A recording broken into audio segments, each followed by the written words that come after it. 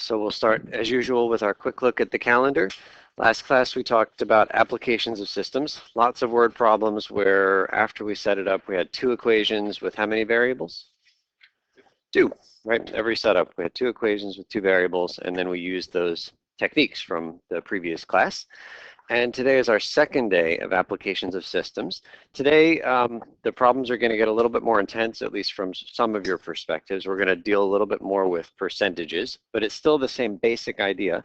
Translate the words into two equations with two unknowns. That's what we're after. Today is the last day of new material before exam number 1. Again, we have only 2 exams the whole semester plus the final exam at the end, and exam 1 is coming up. Monday is our review day.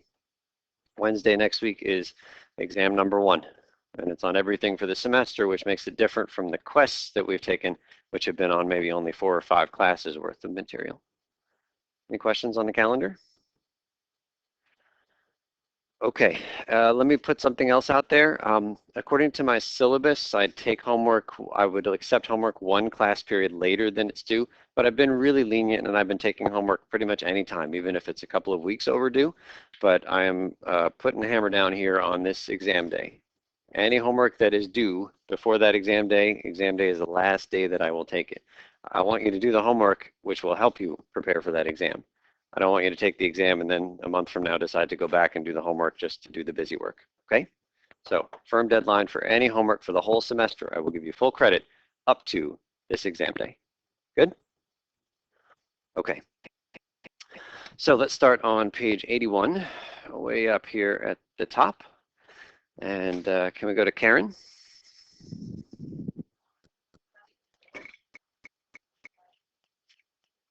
Thank you. Yurka?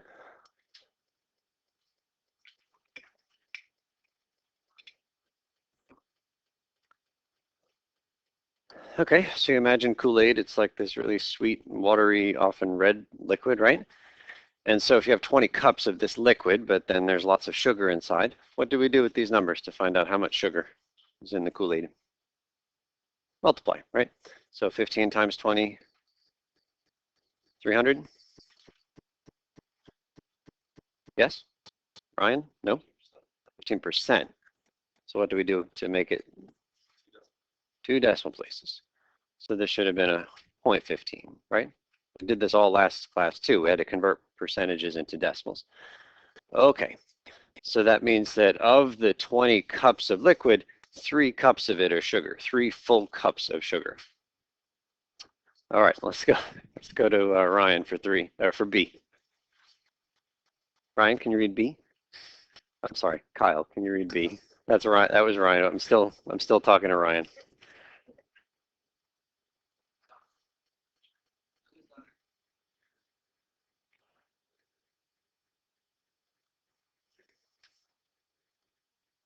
Okay, so same technique, right? What are we multiplying?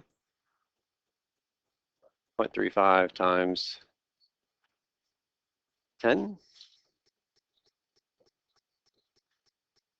Okay, so that's 3.5 cups of sugar. Yummy. All right, let's go to Abby for C.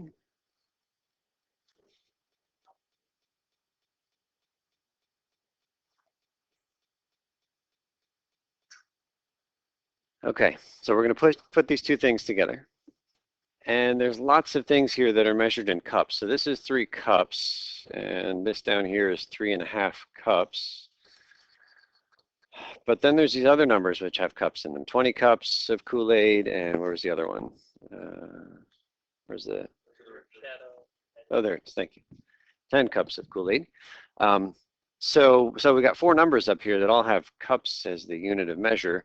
I just want to know how many cups of Kool-Aid, liquid, we have when we combine these 2 different kinds of things. So what do we do? Which numbers are important?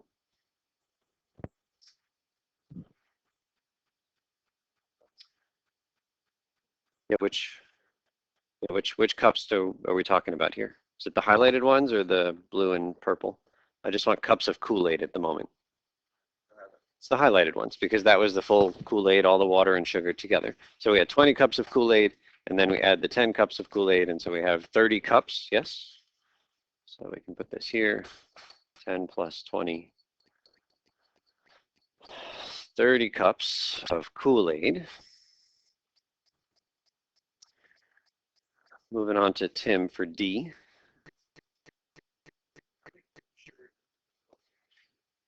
All right, which numbers are important here for just the amount of sugar? That's the 3 and the 3.5. Okay, so we can get this in here too. 3 cups of sugar plus 3.5 cups of sugar, 6.5 cups of sugar. Yes?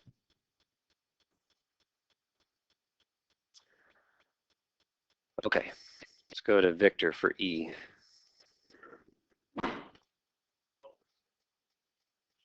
Okay, so here's a kind of question that we have not answered in this class, but I suspect you have in a previous class. What percent of the mixture is sugar? Seems like these last two numbers are the ones that are relevant. That's 6.5 cups of sugar out of the 30 cups of Kool-Aid altogether. What are we doing with those numbers to find the percentage that is sugar? Victor?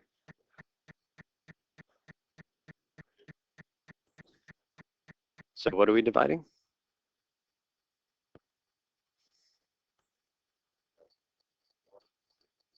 Mm-hmm.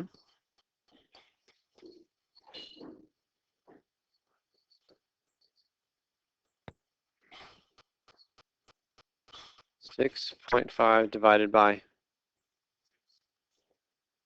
where's the 35 coming from?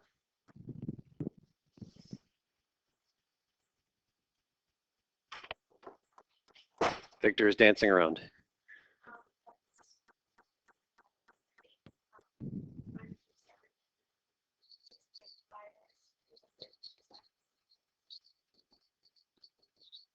What do we think? We're looking for percent sugar. So sugar has to go on top of our fraction. And then the total quantity, which is all the Kool-Aid in this case, goes on the bottom. Yes? So 6.5 cups of sugar out of the 30 cups of Kool-Aid. Okay, somebody with a calculator help us out here. So what does the calculator say when you do this division? Okay, so we'll say about 0.217. And then Alex did a conversion for us. How do we get this decimal to be a percent? Multiply by 100. So that becomes 21.7. Okay, so we took these two different kinds of Kool-Aids, one of them much sweeter than the other. We mixed them together, and we ended up with a Kool-Aid that was 21.7 approximately percent sugar. How come the answer wasn't just 15% plus 35%? Those were the like sugar concentrations that we had to start. 15% here, and then we added 35. Why wasn't it 50% sugar? Lauren?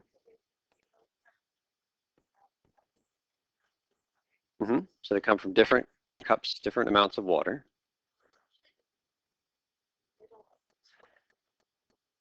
Okay, so, all right, so does it make sense that it should be something in between 15 and 35? Like if you just had a big old vat of 35 and you poured it into another vat and it was just all 35, then it would still be 35%, right? Okay, scratch that. What if you just had a 15% and you poured that into a big old vat and it was just all 15? But if you mix and match, do you buy that we're going to get numbers between the 15% and the 35%? And so in this case, it was 21.7. Is that closer to the 15 or the 35? 21 is closer to 15. Why does that make sense in this problem? The 15 had more water. Let's see. Yeah, we had 20 cups of the 15, but only 10 cups of the, whatever it is, 35. So yes, it's going to be weighted more towards the one that contributed more to our big mixture. So the 20 is going to be closer to the answer. 21.7 was closer to 15. Okay, so let's just fill in some of the stuff in this table, and that's going to help us answer problems that are maybe a little more interesting than sugar and Kool-Aid. Okay, the regular Kool-Aid, how much Kool-Aid did we have to start in this problem? The 20 cups? And then how about the daughter's really sweet Kool-Aid was 10 cups? And then the total was 30. And that made sense because it was 20 plus 10, and that's hopefully starting to ring a bell from the tables we filled in last class where we would add those two guys up and get a total. And then we had this percent sugar, so the regular stuff was, what, 15?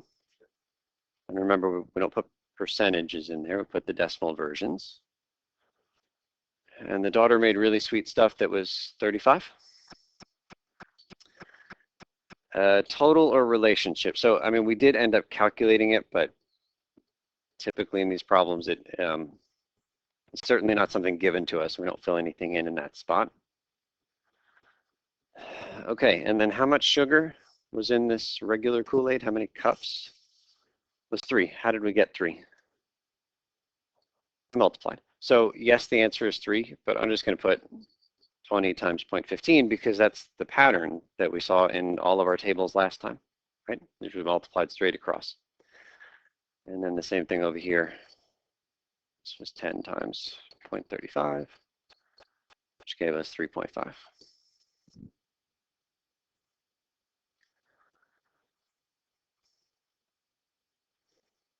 And then the total we found out was 6.5 cups of sugar by adding up those two guys.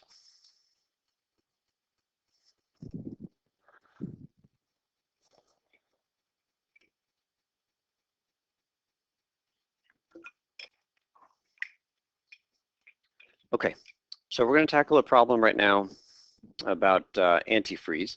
But this same kind of setup is helpful for nurses. Any aspiring nurses in the room?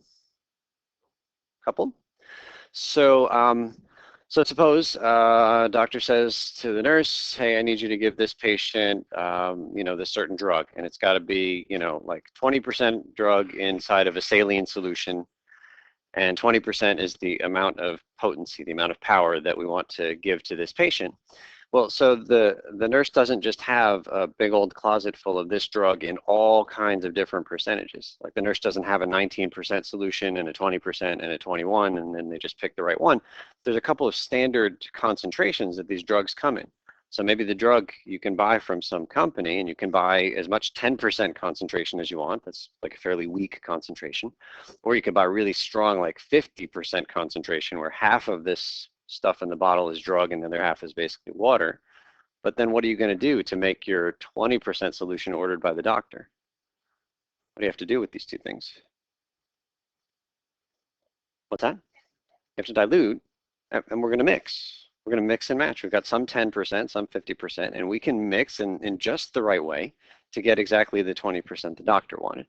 So, okay, we're going to answer this antifreeze question, but I think it's got that this setup works for a lot of different areas, including like nursing. Okay, can we go to Lauren for number 2?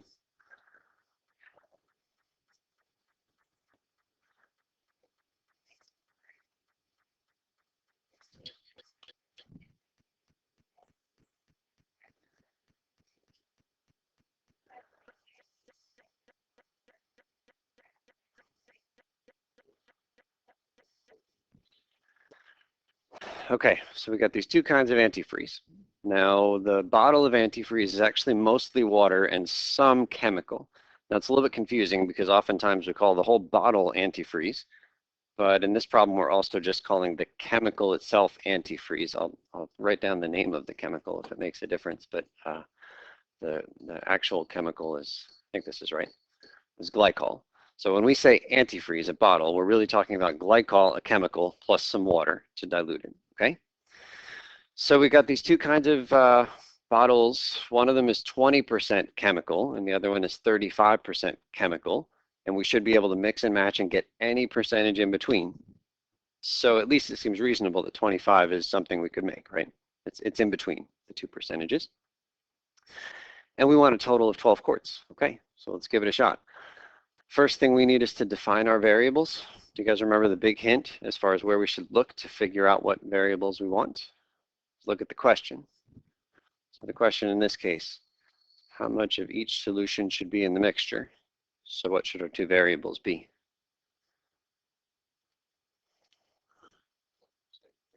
So how much of the 20% and how much of the 35%? Okay, so how about we say let x equal the amount of, what was our first one, 20%?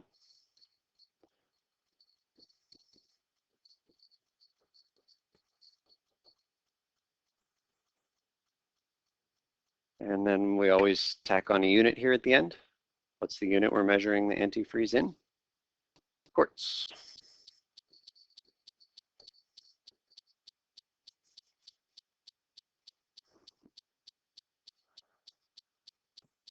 And then we can do the same thing for the Y. That'll be the stronger stuff.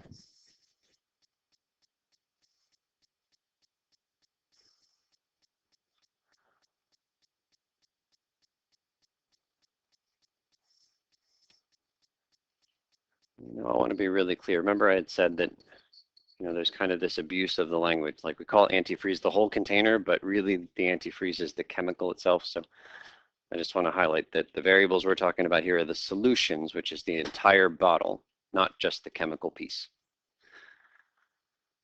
All right, so let's get this info into our table. So amount of solution in quarts, we just gave names to these guys. What did we call the 20% solution? It was X, and down here is a Y. And then the final mixture or total, usually it's a number given in the problem. In this case it is 12, right? 12 quarts altogether. Some of it from the first bottle, the rest of it from the other bottle. Okay, the percents are usually the easiest to fill in. What number goes in this first blank? 0.20, and then 0.35.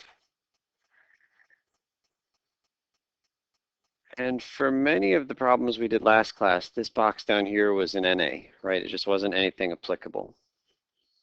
But here it's a really important part of the problem, because here it does make sense to think about what percent the final mixture represents. In fact, that's sort of the goal of this problem, is to build the right percent in the final. What is it? It's 0.25. So for the first time, we've got a number given to us in there that we are after. We're trying to build that 0.25, 25%. Okay, and then the last column was the amount of antifreeze. So X was the amount of the solution, the bottle with water and chemical, and now I just want the chemical part. So what do I do in this first row? 0.20X. It's just like the Kool-Aid example. 20% sugar, X is the amount of Kool-Aid. You multiply them to get how much sugar is in that from that bottle. And then over here is a 0.35Y multiplying.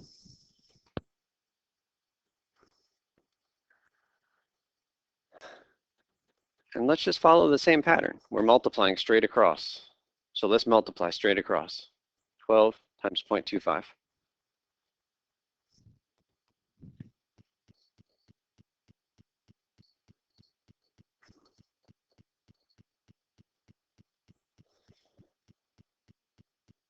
Everybody okay with that multiplying across all three rows?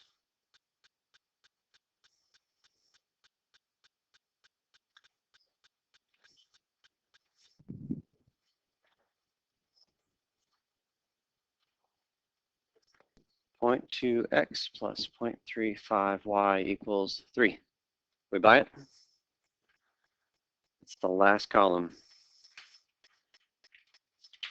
It might not really be clear to all of you what those numbers represent and what that equation is saying, but it's the same pattern for the equations that we've been writing for a couple of classes, right? Just the first two things, first two rows add up to the last row. What is it really saying? It's saying, I'm going to change the word antifreeze into sugar, but it's saying the amount of sugar you get from the first bottle plus the amount of sugar you get from the second bottle had better be the 3 cups of sugar that we were after. That's what it says. Yeah, that's good, Mariah. So that's one equation. And then we need one more. Rika? Oh, yeah. Mariah, you said 0.2 instead of 0.20.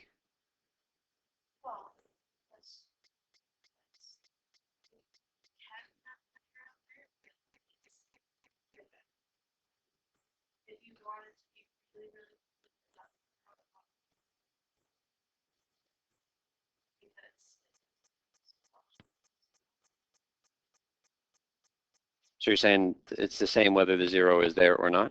Erica, do you buy that? Okay. So she just tried to make life a little bit easier by getting rid of a 0. Okay, so either with the 0 or without is fine. We still need our second equation. X plus y equals 12. That's from the first column.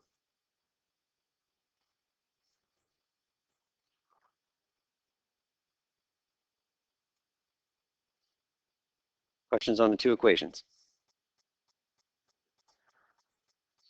Okay, we're not going to go through the process of solving it. My main goal for today is this translating from the words into the equations, and then I trust that you're going to use the old techniques to solve the equations once you have them. But again, just one big hint for a first step. If you're not a huge fan of decimals, what might you do to get rid of them in that first equation? Multiply by 100. Okay. That would be what I would do personally as my first step.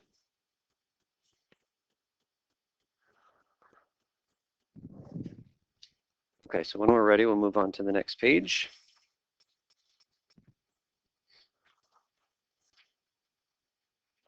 There is some space to solve those equations here, but we're not going to do that right now.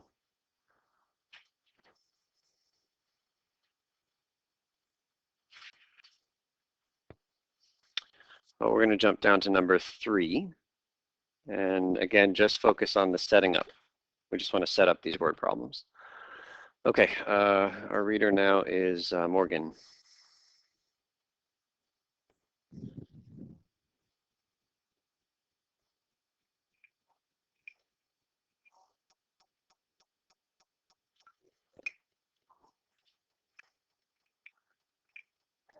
Okay, so I just want to make sure you buy this and you're not just believing it because I say it.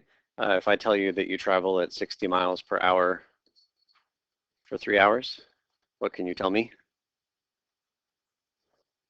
60 times 3 means what?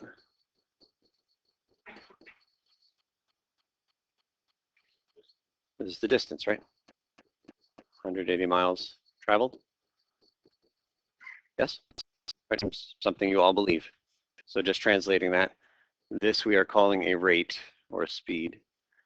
Multiply the rate times the time, that's this guy, and it gives us the distance, right? This is familiar even if you don't have that equation memorized per se. Okay, so let's see if we can start with Irma here. Ryan?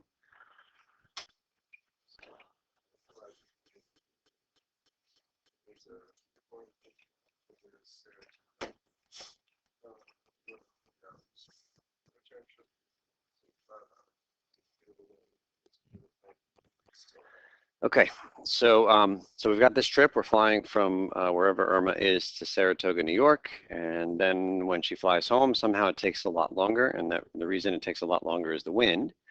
And this is something very real, right? I mean, have you guys ever flown like across the country out to the West Coast and coming back? Like there's a significant difference in the time it takes to make that same trip. 2 nights ago, my folks flew back from San Francisco to Florida. And when they made that trip out a couple weeks back, the trip took 4.5 hours. And then when they came back, it was 6. I've got that backwards. It took 6 to get out there and 4.5 to get back. It really is, yeah, it's the wind blowing against, yeah, going west to east. So it really is significant. Okay, so let's see if we can figure out what's going on with Irma here. I'm trying to define some variables. Where should I look to figure out what goes here? Is the question. Find the speed of the wind and the speed of the plane in still air. The variables are given to you if you know where to look to find them. So somebody give me a letter for the speed of the wind. W. Speed of the wind. And what's a good unit for wind speed? Miles per hour is good. And that's for the wind. And then we also have the speed of the plane in still air. P.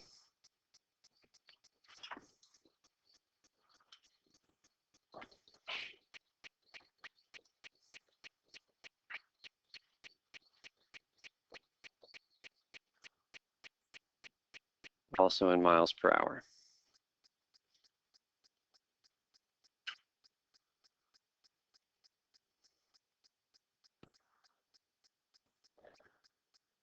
Okay, so we're going to fill in some stuff in the table. I'm going to skip the first column because that's actually the toughest one. Fill in the times. Trip to Saratoga. What is it? It's 3 hours. Return trip. It's 5 hours. Easy enough. Let's go to the, where do I want to go here? All right, let's go to the first column now. So I want to know how fast she was going when she was traveling with the wind and how fast she was going against the wind. Some of you might be able to just write these things right now. But if you can't, let's just make up some numbers, and I bet it will become clear what goes in here in terms of variables. So suppose, for example, that the plane can normally travel 100 miles per hour. That's without any wind, just making something up. And suppose that the speed of the wind is 20 miles an hour. When the wind is helping you, how fast are you going? 120, right? We just add those things up. That's how fast you will go. When the wind is working against you, then only 80. We subtract them. Yes? Okay, so that's all we're doing. We didn't have 100. We had a letter. What letter did we have where that 100 should be? So 100 was the speed of the plane, so that was the P. And 20 was the speed of the wind, so that was our W. And when they work together, we add them. So give me something with letters in it that says they're working together. P plus W. That's it, right? 100 plus 20. So with the wind, her speed is P plus W. And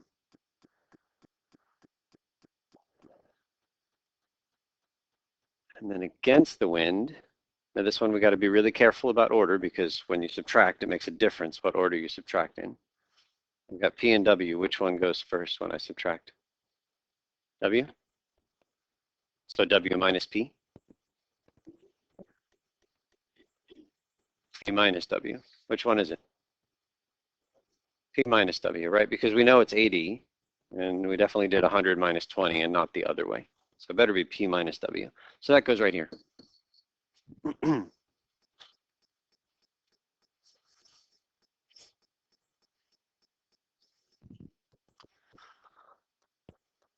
So if on the upcoming test you see one of these kind of speed and wind problems, if it doesn't come to you right away, this P plus W in P minus W, it's okay if it doesn't. Just make up some numbers. And I bet right away you'd say, oh, it's just to add them up when they're working together. Subtract them when they're working against each other. Okay, last column here. So forget the whole setup. What have we been doing the last 2 days with these tables to fill in the right-hand column? We've been multiplying, right? First column times the second column, we put it right here. So I'm just going to put 3 times P plus W and 5 times P minus W. Now that's meaningless at this moment. All we're doing is saying, let's follow the same pattern we've been following for the last 2 classes. But there's a good reason that multiplying is the right thing to do. We saw our formula right up here. So that rate times time is distance. What's the first column called? Rate. Second column? Time. What do we do with them to get the distance? We multiply them. So it's perfectly reasonable to multiply them and put it in the distance column.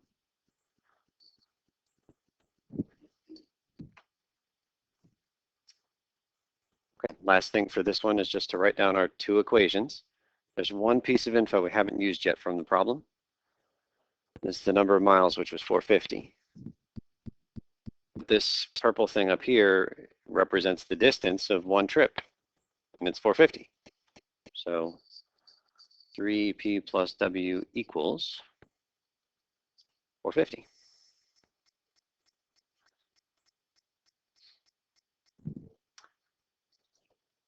And you can distribute that, absolutely. So the first one is 450 because that was the distance out to Saratoga. But what about this other guy, the return trip? Why? Same distance there as back. And it's kind of funny. Normally you don't use the same number twice in a problem. But in this case, we do because it's the same trim, right? Forwards and backwards, it's still 450. So those are our two equations. Questions on the setup? Okay, and again, I'm going to let this one just linger there. I don't want to spend our class time right now solving it. Most important thing for today is getting the setup done. So here's what you're going to do. Go on to the next page, and you see something called Applications of Systems Problems Part 2. So we've got 40 minutes left. This is the group activity, and this is what you're going to be working on for the rest of class. But I'll also say that it's a big part of the homework, so anything you get done here, you don't have to do outside of class. So start on that, raise a flag if I can help.